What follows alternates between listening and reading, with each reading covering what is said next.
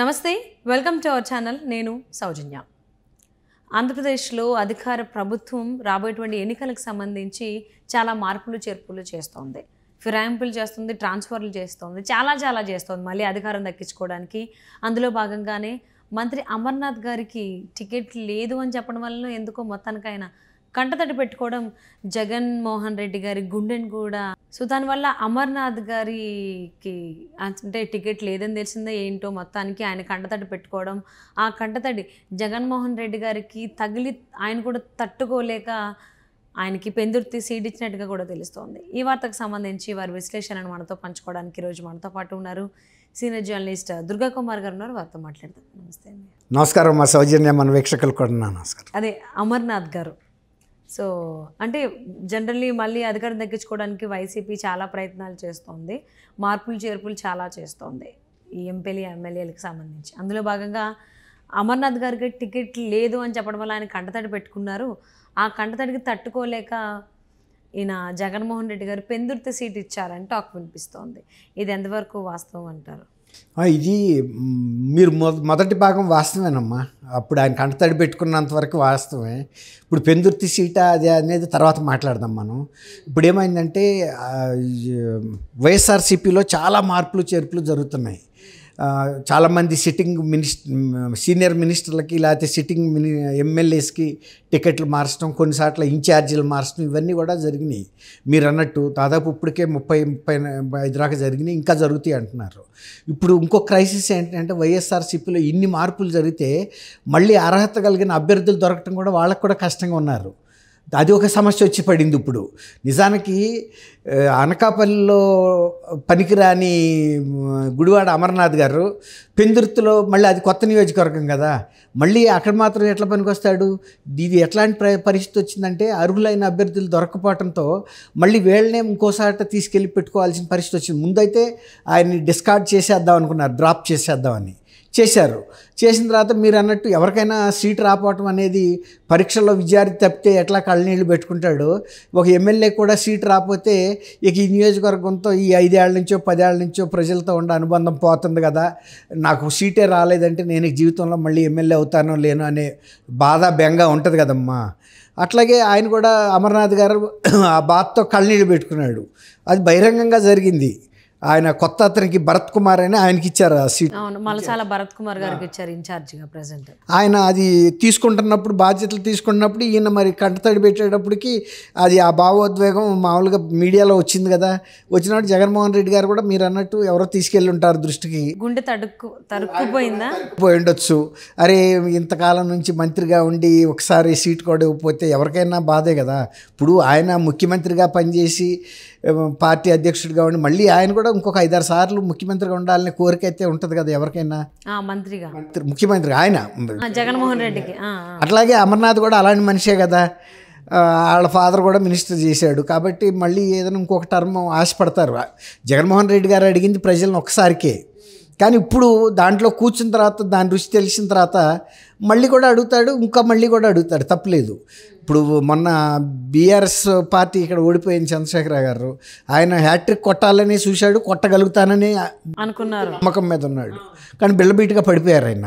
అట్లాగే ప్రజలు తీర్పు ఇచ్చినప్పుడు పడిపోవాల్సిందే తప్ప ఎవరు వాళ్ళంతటా వాళ్ళు స్వచ్ఛందంగా పదవి విరమణ చేసి ఇక నాకు తృప్తి పడిపోయాను నేను పదవితోనూ మీకు సేవ చేసిన దాంతోనూ ఇక నేను విశ్రాంతి జీవితం తీసుకుంటూ మీ యోగక్షేమాలు బాగుండాలని కోరుకుంటూ ఉంటానని అయితే చెప్పరు కదమ్మా. అలా రాజకీయాల్లో జరిగింది నాకు తెలిసినంతవరకు జలగం వెంగళరావు గారు. ఆయన కేంద్ర పరిశ్రమల శాఖ మంత్రిగా ఉండి పిసిసి ప్రెసిడెంట్గా ఉండి అవన్నీ చక్కదిద్దేసుకుని అయిపోయిన తర్వాత ఇక ఒక్కసారిగా సడన్గా అనౌన్స్మెంట్ ఇచ్చారు, ఇక నేను రాజకీయాలకి విరమించుకుంటున్నాను, ఇంకా ఎప్పుడు కూడా వెళ్ళలేదు. ఆ తర్వాత ఆయన ఢిల్లీ వెళ్ళింది కూడా లేదు. ఈవెన్ రాజీవ్ గాంధీ గారు హైదరాబాద్ ఒక ఎన్నికల ప్రచారానికి వచ్చినప్పుడు కూడా ద్వారకాపురి కాలనీలో ఉన్న వెంగళరావు గారి ఇంటికి వెళ్ళి కలిశారు, కానీ ఈయన వెళ్ళి రాజీవ్ గాంధీ గారిని కలవాల. అట్లా అంత నిబద్ధతగా ఉండేది ఆ రోజుల్లో. అబ్రప్ట్గా ఎవరు కూడా పదవి నుంచి తప్పుకుంటామని చెప్పరు. చివరి క్షణం వరకు, చివరి శ్వాస వరకు ఏదో ఒక పదవి కోసం ఆశిస్తూనే ఉంటారు రాజకీయ నాయకులు. ఒకవేళ కనుక పదవి వస్తుంది అనుకుంటే సమాధిలోంచి కూడా లేచి వస్తారు. అట్లా అంత భ్రాంతి ఉంటుంది.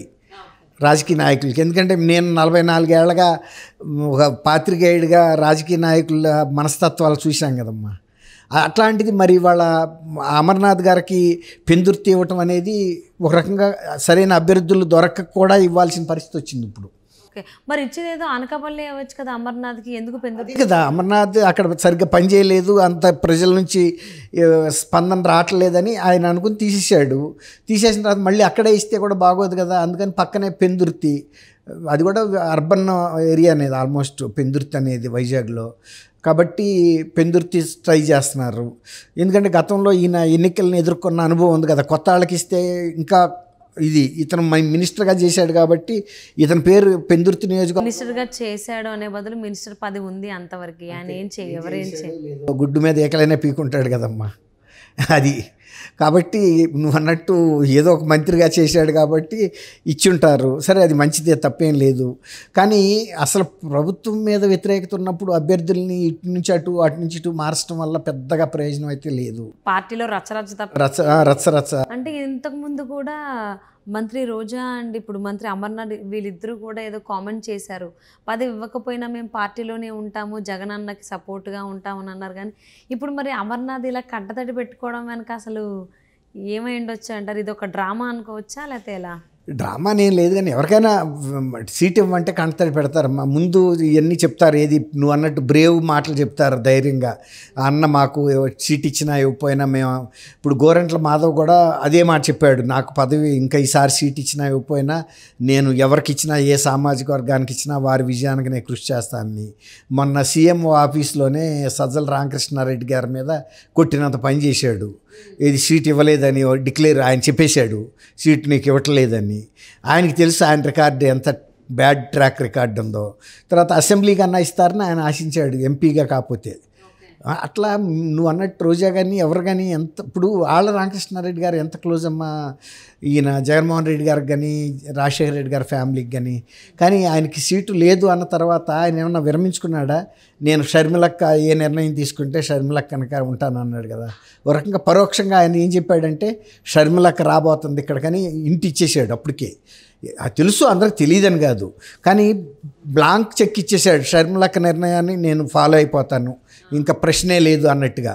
అట్లా ఏ రాజకీయ నాయకుడు కూడా అంత స్వచ్ఛందంగా చెప్పినంత పారదర్శకంగా ఉండరమ్మా. లోన తర్వాత ఏమవుద్దంటే కుటుంబ సభ్యులు కానీ అనుయాయులు కానీ ప్రజలు కూడా ఏమండి మీరు ఇంత మినిస్టర్గా చేశారు, సీటు పోవటం ఏంటి, మీరు ఇండిపెండెంట్గా అన్న పోటీ చేయండి మీరు అన్న ఇచ్చేస్తారు.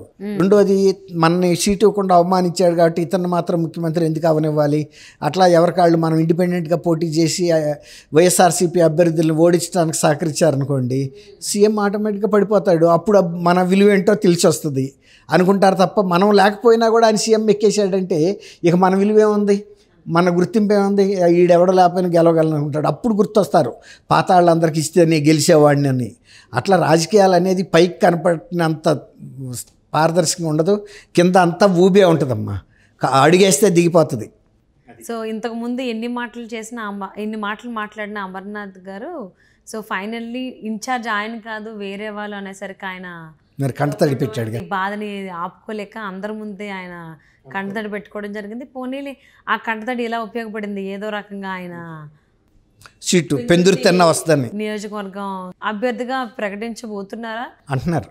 చూద్దాం ఏంటి అనేది చూద్దామండి. And thank you so much for spending your valuable time with us, Durga Kumar గారు. Thank you so much.